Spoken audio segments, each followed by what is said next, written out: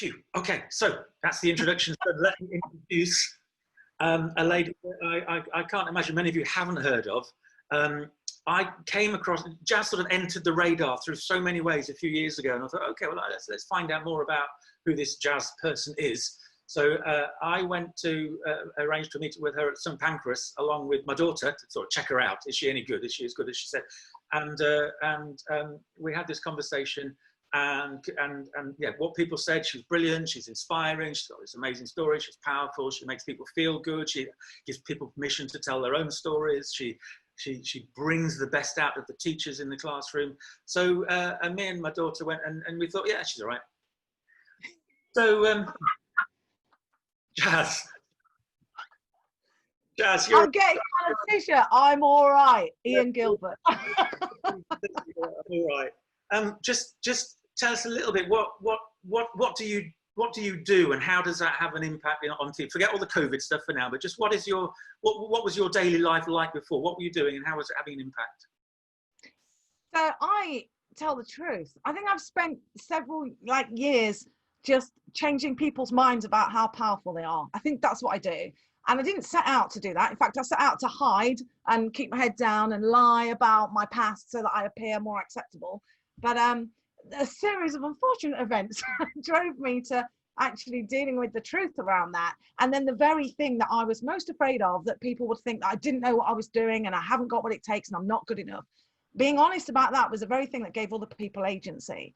And so then I really lent into that, and I would do keynotes, travel the world, doing keynotes, talks, coaching, working with people, leaders in particular, but anyone really who consider themselves an influencer. If you've got a mate who asks you for advice, you're a leader.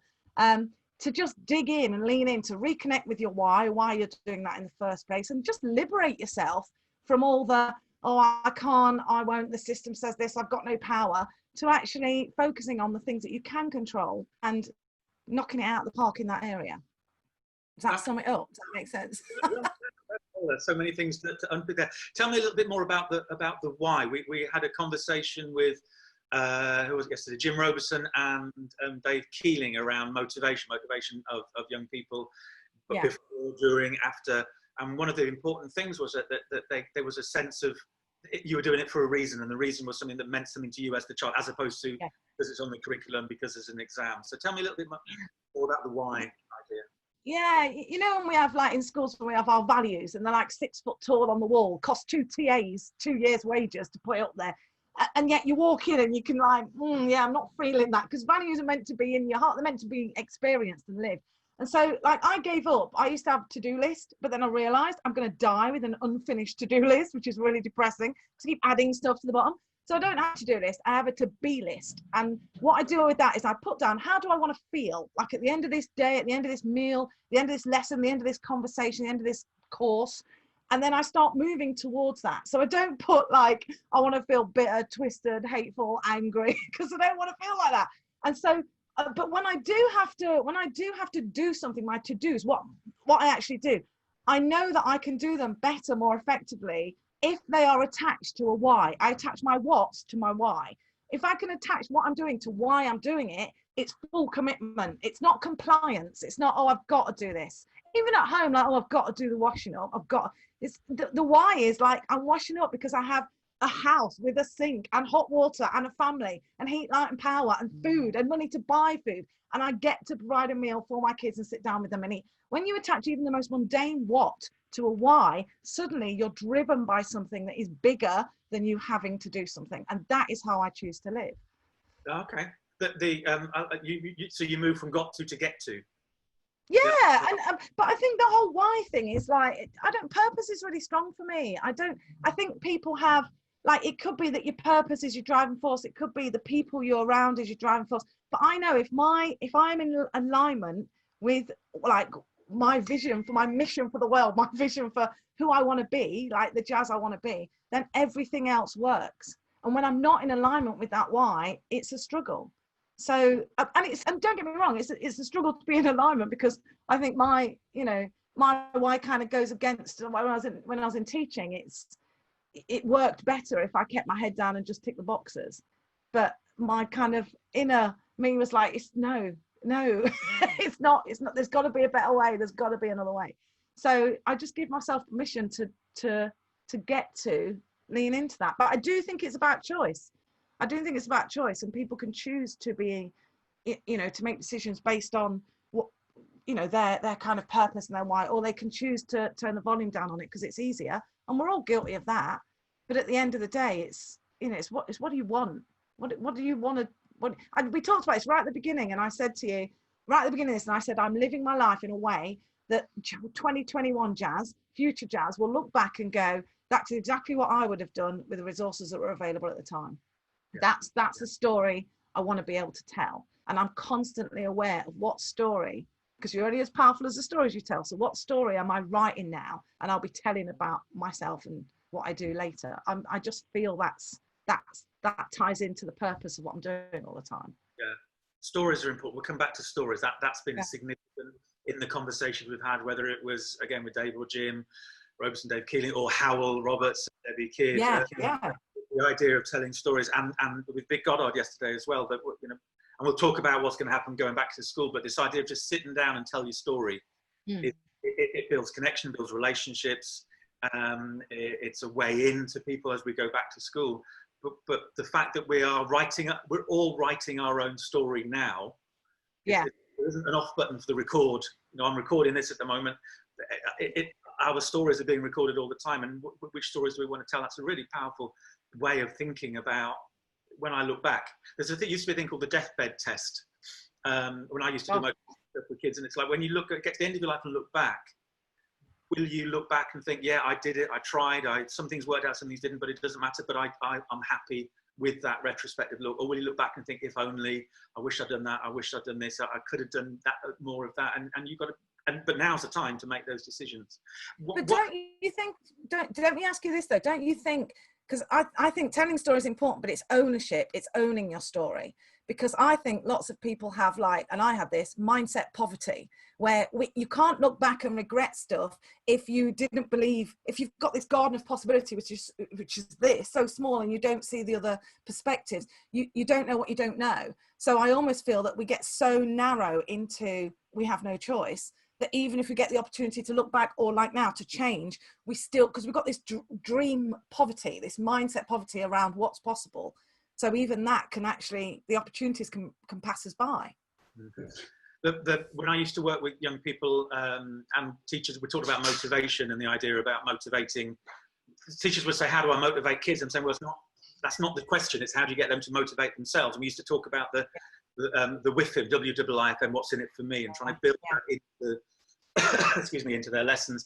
But then people would say, well, young people, they don't know what they want to do. So how do you get young people to think about their why, their what's in it for me? And there used to be a series of questions, and I'll ask you how you do it. But I used to put a series of questions to young people in the workshops that I did. And it was things like, if you've got a magic pen, whatever you write will come true. Write down your plans for the next 10 years. Or you can take a magic potion that means whatever you try, you'll never fail. What would you attempt? Or you're president of the world. What 5 things we introduce to make the world a better place? So you're doing exactly like you said. You're just taking, I'm taking out the limitation. If I could do anything, what would I do? And then your world expands. So what would be your message for, if we're saying motivation, the heart of that is having a why, what's in it for me, and having these big ambitions and goals and possibilities. What's the secret for you for getting that across to young people in our classrooms? I mean, when I was young, what I did is I had an imaginary friend called Tarquin, who was white, male and middle class. He went to Eton, he had endless confidence. Not an entitlement. It was this, like when someone asked for a volunteer, Tarquin would go, I'll do it, because he's like, why not me? Whereas I'd be like, oh my gosh, no, I go, why me? No. So I kind of had this imaginary friend, and I stepped into him and thought, right, if I was white, male and middle class, what would I do?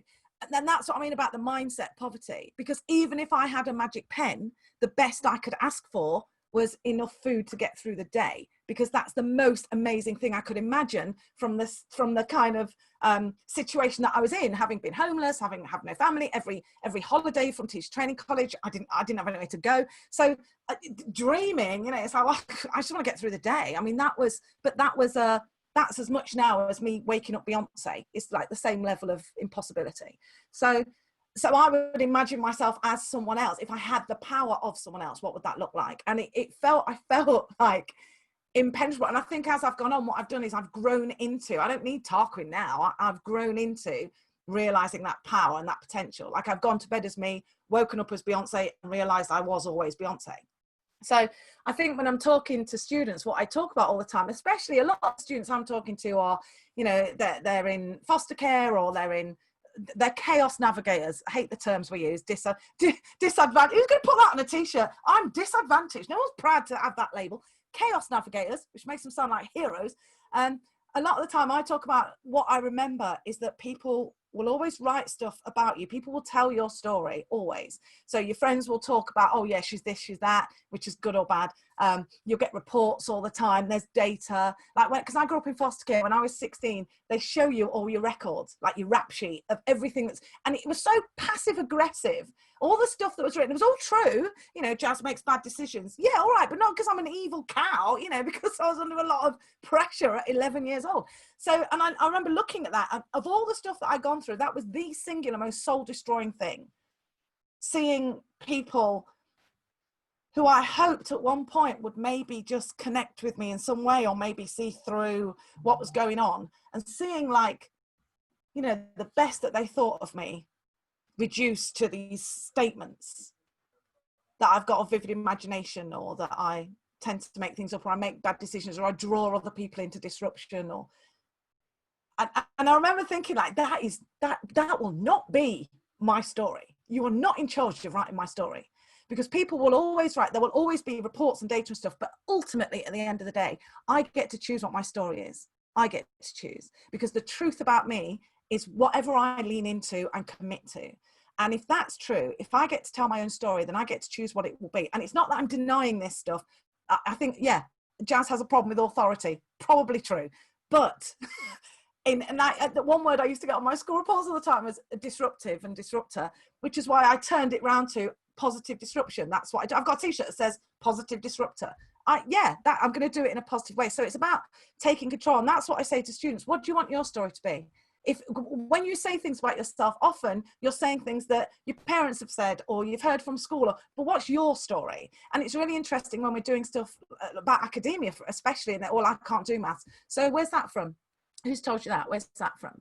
Oh, well, I'm not good at this. Really? Okay, so whose story is that? Because if you're in charge of your own story, you've got a responsibility to tell a good story about yourself. It's like first date mentality, isn't it? You don't turn up on the first date and go, I'm a bit fat and I pick my nose. You actually give them the good stuff first. So that's why it kind of all ties into the why, and the story is all the same thing. You get to choose. You get to choose the story you tell. What story do you want to tell? And that's the empowerment I try and give to young people, and try and help them realize that, because ultimately, you know, it is their story. It is the story they'll be telling.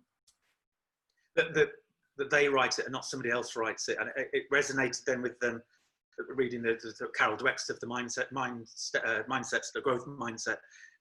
I think the one thing I got from that is this phrase, and I know this phrase can save lives: you are not your exam results. Yeah. Yeah. Her research, her earlier research before she did the growth, that particular book, her actual academic research shows how it's the high-flying academic girls especially who define themselves by their exam results. So my story is, here's my exam results. And then suddenly they'll get, rather than 7 A's, they'll get 6 A's and a B. And it falls apart because somebody else was writing their story, and their story was based on this other thing. But you're not your exam results. You're not the things that other people are saying. You're not your report card. You can take control of your own story. I think that's important. And it's not scalable. If that's what we judge ourselves on all through, and I've seen this with my own daughter, it's not scalable, because I've seen some research that says that not every child dies the minute they get their exam results. Many of them have lives beyond that. And so if we're judging it on that's your success or failure, we should be measuring what our kids are doing at 30 to see whether we've succeeded or not for them, not measuring what happens when they get a set of it. I'm not saying it's not important, but I'm just saying that if that's your standard, if that's the highest and best that you can do and be, then what about everything else? What about when that's not the driving force in it? What about when that's not the most important thing? What about when you can't even remember what you got for those grades? What does it look like? And I'm not talking about soft skills, I'm talking about real skills, because we're only going part of the way. And I always feel like in a situation you could do something to make it better, something to make it worse, or nothing at all. And two of those things have a negative impact. And it feels like when it comes to exam results, we put so much onto it because we put the pressure from the government on us, onto the students. We put so much onto it that we don't offer anything else when that's no longer the driving force. So what do people use as their intrinsic motivation? To get more grades, to do more work, what about, how much learning can you do before you actually start living? You know, it's like this mentality of you work, and then you work hard enough so you can retire, and then you relax. Well, if you retired at the beginning of COVID-19 and suddenly you find your whole life curtailed, I mean, we should be experiencing and enjoying the wonder that we are all the way through, not work, and then you can enjoy yourself. I don't buy into that model. I was talking to a school once about what I call the B-boy strategy, which I did with my son. He's now 30, but when he was going through GCSEs, I realised that, well, all through secondary school, that he was capable of A grades, but what that would mean it would make me feel good and the school would feel good, his A grades, but it would mean he would have no mates, because that is how it operates. The deal I did with him was friends and B grades, the B-boy strategy, B grades and a life, that's the balance. And I was talking to this about, and he did okay. And I was talking to this to a group of teachers, and they were saying, and they were just accusing me of being sort of soft on and having low expectations, low standards, and fair enough. And then a lady came to me in the break and she said that she agreed with me, but she didn't want to say it in front of all her colleagues. But she said, I was 16, I worked for my grades, and I missed out on being 16. I'll never be 16 again. And she really regretted this idea that it was just all about the grades at 16. And exactly like you say, and then you can live afterwards. She missed out on being 16. Well, we're measuring, I just, you know, what's interesting about now is that I feel like we've been measuring the wrong things. So, and when you get into a measure that kind of, you have to follow it through, and any administration wants data to check how they're doing. But the problem is when the people delivering the service, the schools, the people, humans, start serving the administration as opposed to the people they're delivering the service to. And that's when it gets all kind of messy. And so, like, in this time, how do you measure success when there's no Ofsted and no SATs? Like, how does exclusion work? Because previously exclusion was, you do not, you are not, it's not good for you to be in this environment because your behavior is affecting other people, so you need to be out of this environment. But are we also saying we are denying you access to education? Is that a punishment? Because before, the idea of, well, let's provide online, you know, work for children who aren't in school was insane, but now everyone's doing it. What about the kids who are doing better at school than at home? Should schools be thinking, oh, well, let's get back to normal? There's no back to normal.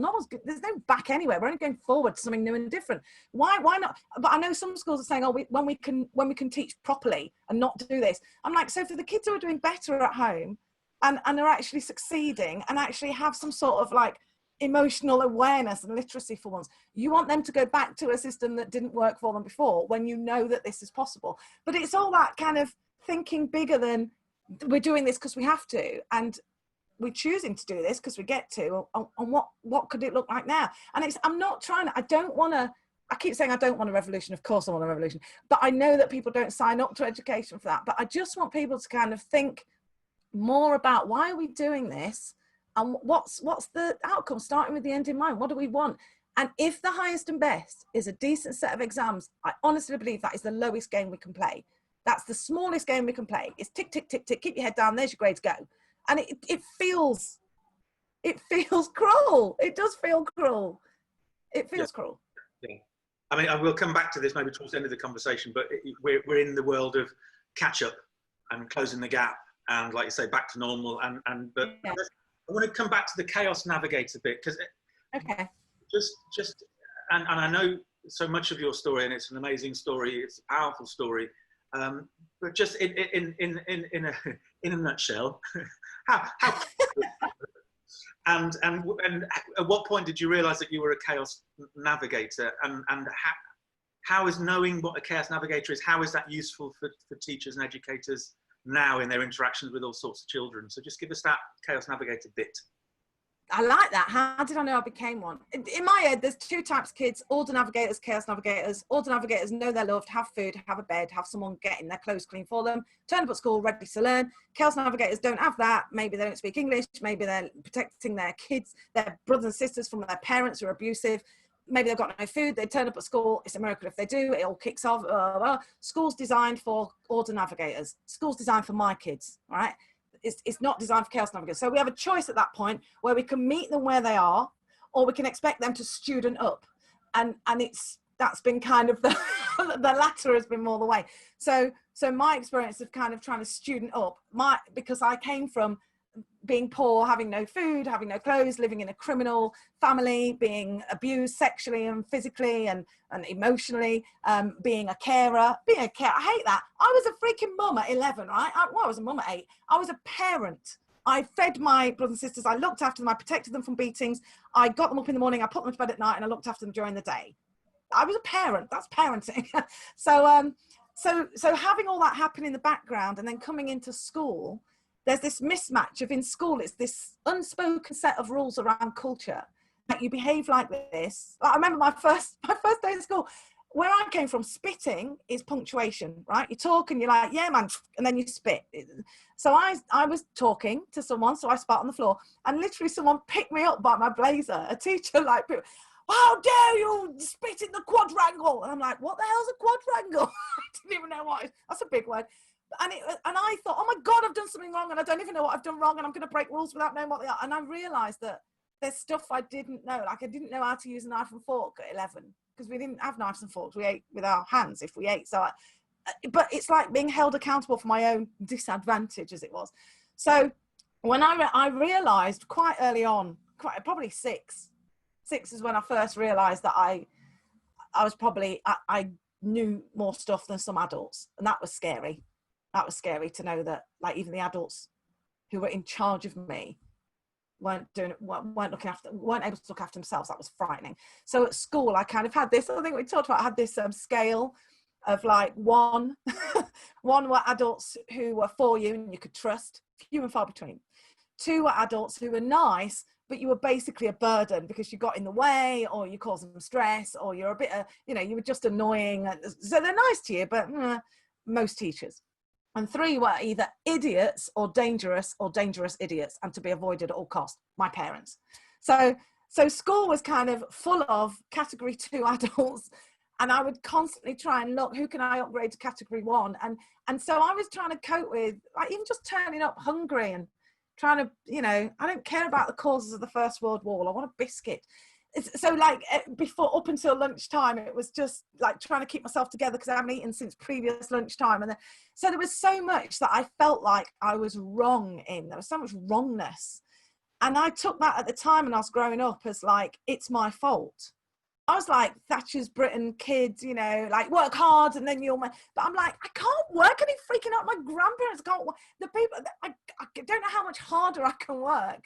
When do I suddenly become a millionaire and acceptable? When does that happen? So it's this kind of thing that I should be doing something more and I'm not doing it. And so that's my fault. So constantly around the outside, constantly not in the belonging. And I didn't know that was navigating chaos. I thought that was me. I was wrong, just wrong in every aspect. And it wasn't until, even at teacher training college, my tactic was try and be more acceptable, not try and be accepted. That is never going to happen. But try and be more acceptable, so I could just fool people into thinking as acceptable. And as the only like brown, probably one of a handful of like working class, at college, it was just impossible. I was never going to pull it off. And then even when I became a teacher, then it got really hard because I could see kids who were in the position I was in trying to navigate. This is awfully, and I hate admitting this. Like when I first started teaching, I could see kids who would be navigating a similar level of chaos to what I was. And I would secretly try and connect with them, but not too much, because I didn't want my colleagues to get any inkling of an idea that I knew what that was, because we talked about them as them, the others. Like my whole teacher training was like, this is us. And then the poor kids, it's what you do to the poor kids. I'm like, oh gosh, better not let them know that's me. So I spent my whole time trying not to out myself. I was so scared. Like my desire for things to be different was not as strong as my fear of having to be honest. So I avoided I avoided, you know, I think I disclosed a couple of things, not that have been disclosed to me, but concerns that I know that I avoided getting involved because I was scared. And so it really, honestly wasn't until I kind of started with, well, till I failed at, I had a great business being a literature consultant, but it just, people would say, oh, we've done all this stuff. I've traveled the world. We've changed our school. We've changed our LA. Our kids are doing great in phonics. I work with Jim Rose. I called the government out on their crap phonics scheme. And people would say, it's amazing. And I'd be like, yeah, that's great. I just couldn't feel it. I just couldn't, it didn't matter because I wasn't being honest. I was still living this kind of letting fear drive my bus. I wasn't being honest. And it wasn't until, you know, I would still do stuff like I did Blind Date and I'd do The Apprentice. I'd still do stuff that's Tarquin flavored. Oh, I could do it. Why not me? But yeah, it wasn't until The Apprentice and then my brother taking a heroin overdose and dying, me realizing, do you know what? I have some answers. I have a way through and I'm not sharing it. And that makes me a selfish cow. And also it's quite lonely winning if you're the only one that wins, if you're the only one that's there. And that's when I realized, what if I turn the story, what if I just told the truth? What if I just lent into the truth? And how would I tell that story? And so for the first time, it stopped being, I was born a poor black child. And it started being, this is what I was doing. This is what was happening at school, but this is what I felt and was happening at home. These are the questions I had that I couldn't ask.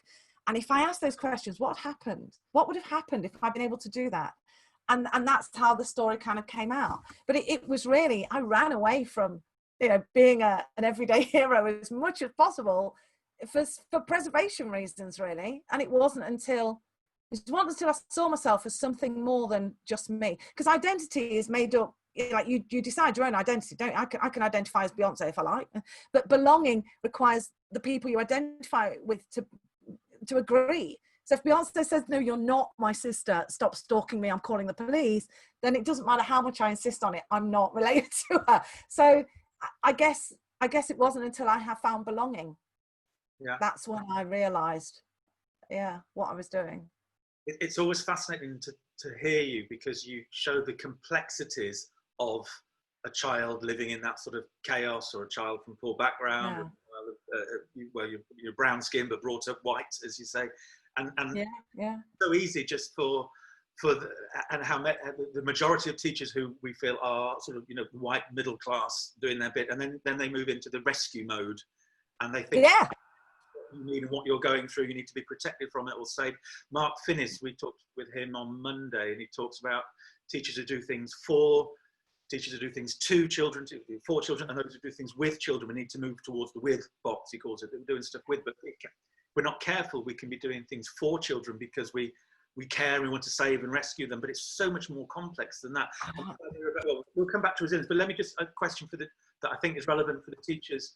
You talked about your 1, 2, 3 scale. So the ones were the ones are the ones you could trust. 2 were, you said, the majority of teachers who they weren't horrible. They were nice, then they're nice and they like you, but it's clear they've got marking to do and they haven't got time to talk to you, or you're just a bit annoying because you're not getting it right, or the body language, the facial expressions, the little tiny things that I haven't got time. It was just like, they're all right, they won't hurt you, but you're in the way.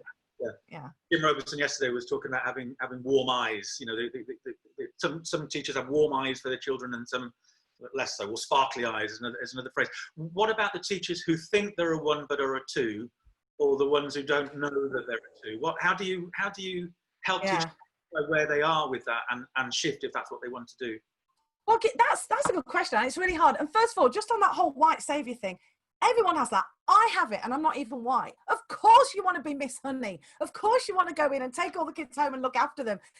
Apart from the fact that you probably commit Harry-Carry, having all those, you know, broken kids in your house and drive you mad. But that's it's not, I don't think we should move away. I don't think we should say, oh, I don't want to help, I'm cool. Yes, of course you should respond to need in that way.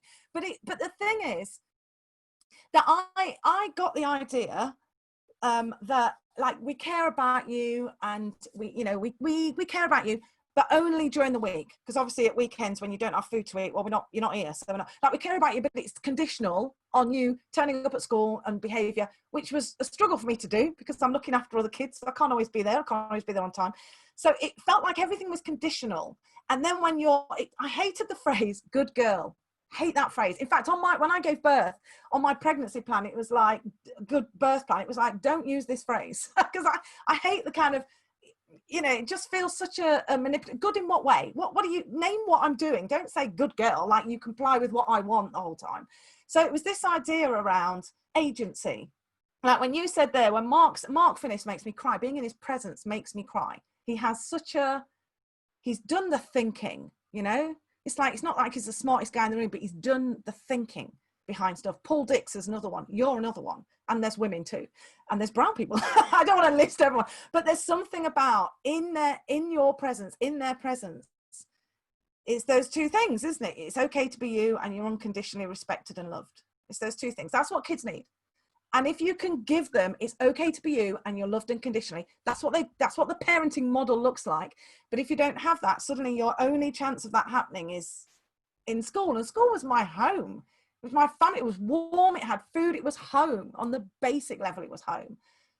Apart from, like, I was a visitor that outstayed my welcome, or, gone to the toilet and not flushed the chain, or there were those elements. And I think it's like I talk about, the things that teachers did were not huge things. They were tiny things. It was because my big thing was belonging and acceptance. So it was anything that lent in towards that. And so it sounds so pathetic now, but it was smiling, saying hello, being greeted was important, because no one, like my kids get up and I'm like, how are you? Good to see you. Do you have a good sleep? And they're like, ugh. But I do it because it's being ignored. Like when I was homeless, the thing I remember about being on the street, no one asking your name, no one making eye contact, no one smiling, and no one touching you. It's like you don't exist if those things don't happen. So to be in a school and experience that, and at the same time be expected to deliver, it's like I'm being, this sounds like I don't want to, no, I can't, no, I'm not going to say it. I know you have a thing about my pimp, but the relationship between me and my pimp that I had when I was a kid, where you've gone there. I know, I always do, because you always bring it out, and I'm like, I don't want to upset people. It's my kind of Britishness trying to protect people. That relationship was unfortunately replicated inadvertently and accidentally by teachers who were not being intentional, because we can be on automatic or we can be intentional, and being on automatic is easy.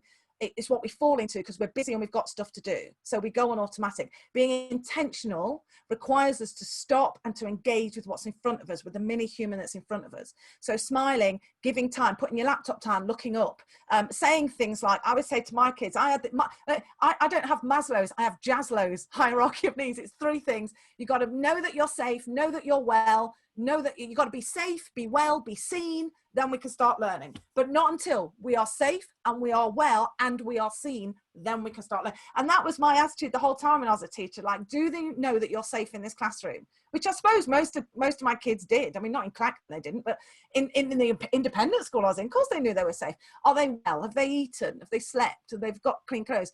Do they know that I am for them? Do they know that I am not against them or for myself? Do they know that I am for them? If those things are in place, then we can start learning, because that's the agreement. So it's what I felt is the teachers who put out, who were intentional, who connected in a way that just said, I am for you. Those are the ones that had my undying loyalty, because they were category 2 with the potential for category 1. The ones that didn't, immediate category 2, because if I know that you're accidental or you're not intentional, if you're having a bad day and then you change the way you are with me, or I'm not safe. And if I'm not safe, then being well and being seen doesn't matter. So my kind of, and this is all stuff I made up in my head when I was a kid, but I had to have rules of engagement in order to get through the day. And unfortunately, the rules of engagement I was working to, Jaslow's hierarchy of needs, and the rules of engagement that happened in school were different. And the lack of translation I took on, I compromised on that. So the intentional, when you said about Mark, I've written it down, you could do things 2 children, 4 children, or with children. The with bit, good Lord, with, I would have died for someone to do something with me. Died. I would have given up everything I have. That's what I wanted, for it to be with, not done to, for it to be with. That's what I do for humans now, for people. That's the essence of being human first, isn't it? Alongside, shoulder to shoulder, standing in the chaos, not looking at it going, oh, that looks bad. It's empathy rather than sympathy. That's the stuff that even now, after all the processing, all the counseling, all the coaching, all the trauma, all the work that I've done, that's still the thing that I'm like, to have been with. It's powerful, and so many of the things that you're saying and other people have said over the course of the week, it's just there are little things that we can do to make those connections, and it's just the look or the phrase or the question. You talk about the teacher who used to sort of be at the gate every time you're right. Yeah. You Right. told a story once about the blazer and the school photograph. Oh yeah. Oh God. So much of when schools think they're doing it right but get it wrong, and it's worth not to blame and just to say, look, we're not going through this sham because we could do it better. There's always another way. Yeah. And then I want to sort of think about the chaos navigators in the world who are doing that now because schools are closed. Yeah. We've got quarter of an hour to go, but just do that a bit, because it stayed with me. So many of your stories have stayed with me, but that one's Yeah, I mean, it's really important that we understand category 2 adults, for me, were not bad people, and they were not doing stuff on purpose. It was purely accidental. But the thing is, it starts from your why. We're back to that. It starts from your purpose. You get up in the morning, you get dressed, and you get your head in the right place. You put your why on. So I had 2 teachers that stood out, and one of our teachers, Mr. Ruddock, was his job was to welcome people into school in the morning by standing on the gate and shouting at them for not wearing the right uniform. And this is after I've got up at the crackers, sparrows fart, and got my a 1-year-old and a 2-year-old and a 6-year-old together so that we can get out and get them to childcare or nursery or whatever, and got them dressed and fed them. And so I'm going to turn up late because their school starts the same time as mine, so I'm going to be late because I can't turn up to school with my brothers and sisters.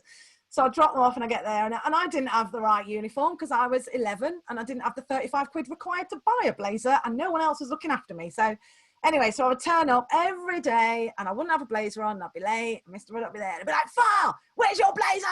And then I learned this was a rhetorical question, because when I actually answered him, he didn't like that. And when I nicked a blazer from another year 7, that wasn't appreciated either. So it was either the cardigan I had on or nothing. So where's your blazer? And I'm like, It's like, see me after school. I'm like, so I get detention before I've got to set foot in the building, right? See me after school. And what's hilarious is, see me after school. Oh, you're funny. Because before school, I have to look after the kids. But after school, there's childcare. So I don't. So the half hour you're punishing me by making me stay in school is half an hour away from the trauma and the danger that I face at home, and half an hour more in the only building I feel safe. So I am going to get a detention whether you've worked out, I'm going to get one by the end of the day. So this just does me a favor. So thank you.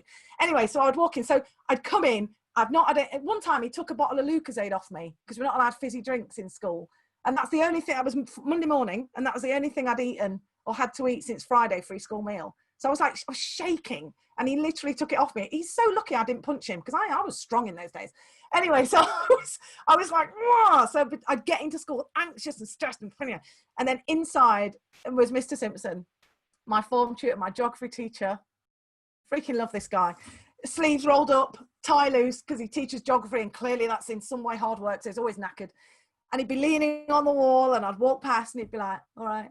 And I literally used to say to him, what are you, a pervert? What are you talking to me for? Like, I would, because of all the debacle with Mr. Rudder. But he did it every day. And when someone does that every day for 5 years, it melts the ice around your heart. And the blazer thing, I desperately wanted a blazer because I just wanted to blend in. I just wanted to be normal. I just wanted to be unseen rather than noticed all the time. So we would have, our blazers were wool, very posh blazers. I got to a very posh school because some agreement with the primary school I went to.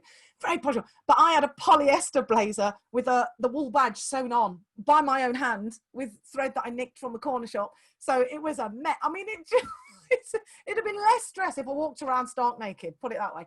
So anyway, that's the blazer I kind of got my hands on, but it got nicked, it got lost, it got sold. I don't know, it went. So we're having our school photos taken, and we come in, and there's the background, the photographer, and there's a pile of blazers, like the Butter Mountain somewhere in Europe. There's a pile of blazers, and all I can think of is like, how who do I have to snog to get one of those blazers? What do I have to do? Because I will do it. There's a blazer. I want one. And as I walk towards it, Mrs. Ray says, oh, you need a blazer, and puts a blazer on me. I put this blazer on. I am the queen of the world. Like, feel that. Like, yeah. And I sit down to have my photo taken. I'm sat like that, grinning, like I've made it, you know? And I have my photo taken, and I get off and I walk off, and she says, oh, we need that blazer back. And they take the blazer off me and put it back on the pile. And I've got that photo. I've got that photo of me in that moment when I thought I'd made it. I was acceptable just for a minute. The very thing that caused so much, that made me so impossible to ever be part of anything I had, and then I lost immediately. And what I know now, because I've been back to that school, we went back together, didn't we? We went back to the, that was a day, wasn't it? What I know now is I walked down the same corridors, and I wanted to be angry and I wanted to hate them. And the people had changed. I mean, not just changed to the point where they book independent thinking, like they're committed to doing things differently. So it was impossible to hold on to that hate. But what did happen is that I realized is what Mrs. Ray was doing, what Mr. Ruddock was doing, and what Mr. Simpson was doing is what they thought were the highest and best things they could do. That you know, getting the photo with the blazer was good, because then my parents would have a photo to display and be proud of, and that would be good. Only I didn't have parents, and didn't give a toss about the photo, and we couldn't afford it anyway, and I had to, you know, my nan had to buy it, and you know, and they were doing it to me, weren't they? They were making me look okay for that photo, when actually what I needed was someone to be with me. Yeah.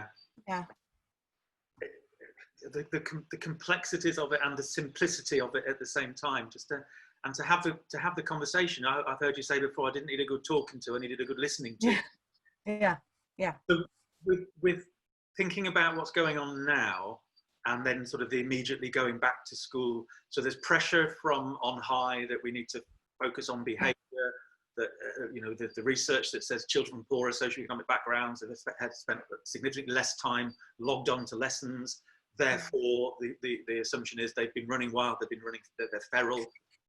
Poorer children are less, there's an assumption that poorer children are less likely to have had decent sort of parental support at home for learning and everything. These are all assumptions that seem to be coming from the government. So, and there's we've got to close the gap as if there wasn't a gap before. And then it's all about the catch up. We've got to catch everybody. We're going to work through the summer. We're going to get rid of the holiday, all of that sort of stuff, just to help the people like you were, Jazz. What are you saying to the teachers who talk to you and the school leaders that talk to you, who are vexed by those sorts of pressures, and also hearing stories from you and from other associates, for example, where we're talking about relationships and connecting and stories and everything? What's your take on all of that?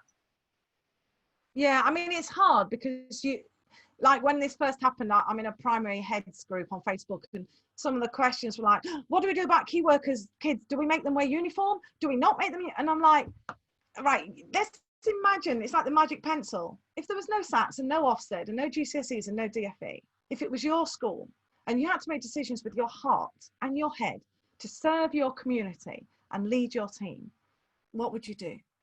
And in that, and especially for leaders, I'm like, this is the time you lead, because we've been forced to lead in fear because we're afraid of what might happen. You know, we might get told off all the time. But even when that fear is removed, people don't immediately go, no, I can do what I want, because they've had that ingrained fear in them. And fear, when you let fear kind of, I talk about fear driving my bus. I always imagine this big purple double decker with fear at the front going, nah! When you let fear drive your bus, you make decisions based on self-preservation as opposed to leadership, service, community, family, being human first, which makes sense. And it's important that we have empathy for that, because when people are scared, and I'm talking about teachers, I'm talking about leaders, I'm talking about parents, I'm talking about students, it's the same thing.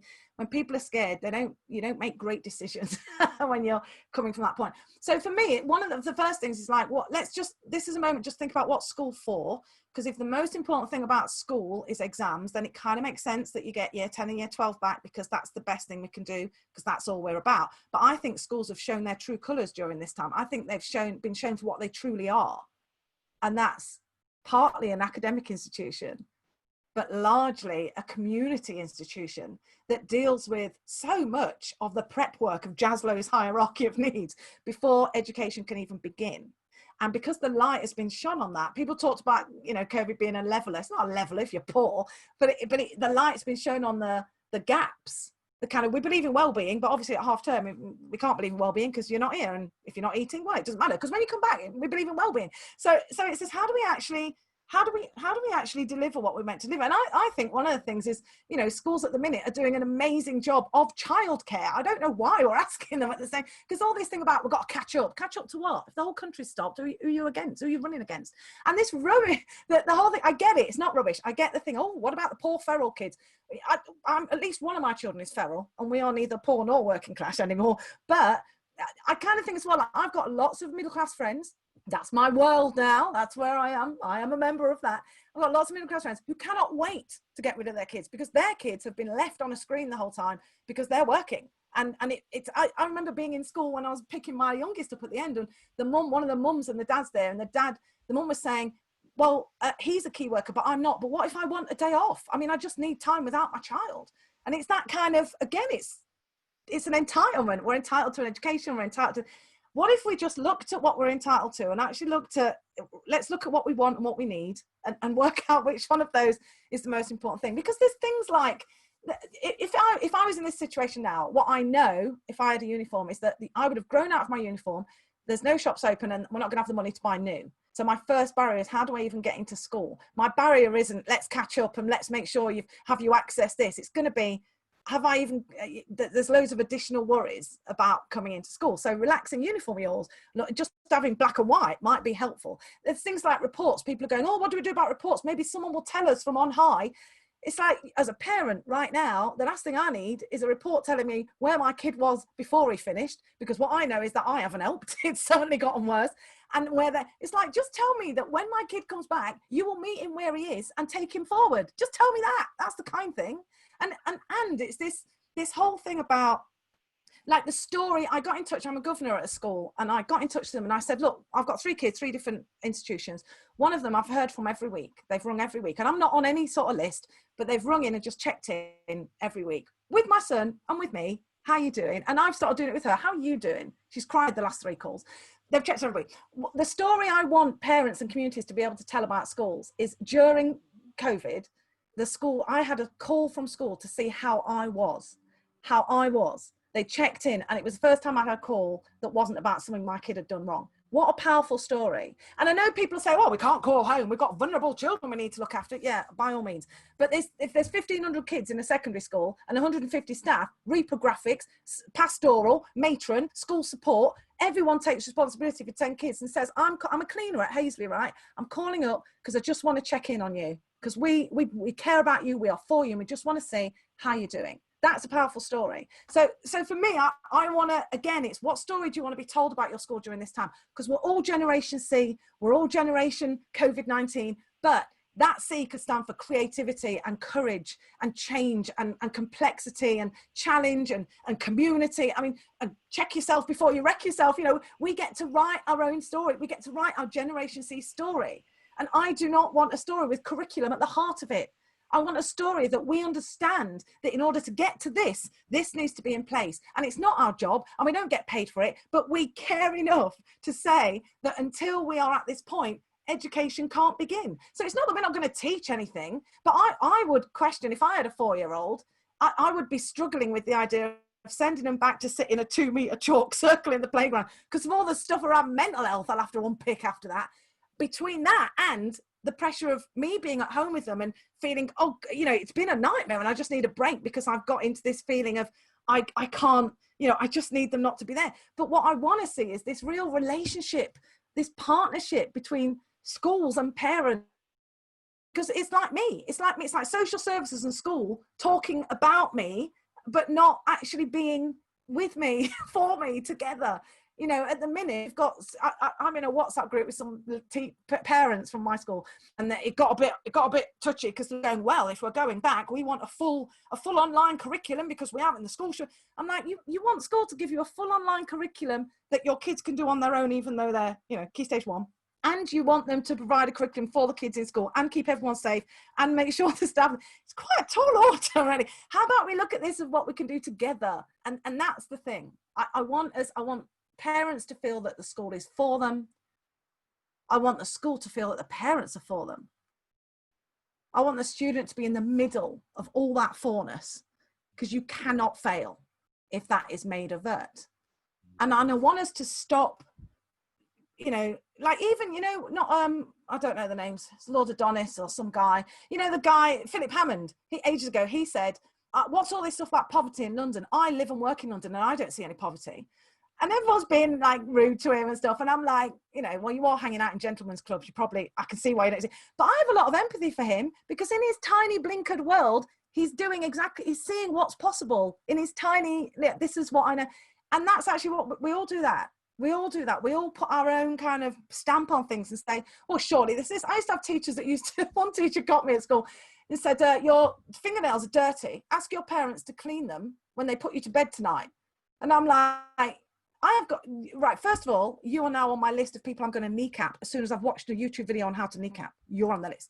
Second of all, what planet are you on that I would let my parents touch me? Third of all, how dare you assume that I have that relationship and then tell me I've got to do, I mean, there was just so much about it, but it's the assumption that's the worst thing. Right back to what I said in the beginning about the story that was written about me.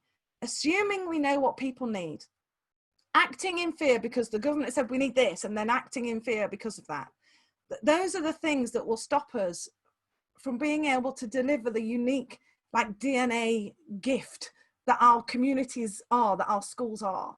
It's what you said at the beginning, it's human. If we were friends, if you were friends with those students, if you were friends with those parents, you would have called them by now and said, how are you? I've spoken to every freaking person I've ever met in the last 10 weeks just to check in with them. If it was real, if you really cared, you would have found, send a postcard, you know, anything. I know things are busy, but my concern was the first thing people thought about was education, was how do we get the learning, and I just feel like, you know what, I'm grateful for that, but you are so much more than that, and leaning into that and ignoring everything else is the very reason that I nearly gave up my life. So if there's something you can do to take people in the opposite direction, wouldn't it be the kind thing to do? It's really, need to stop, yeah, just because time is up, and oh my gosh, sorry, I can go on forever. take a breath. So, you talk us back to the beginning in the story and everything, and it's so powerful. Tell stories, listen to other people's stories, know that you can write your own story, and I think that's and the connection that creates, and that's the starting point. And your jazz, what was it? Jazzlow's hierarchy.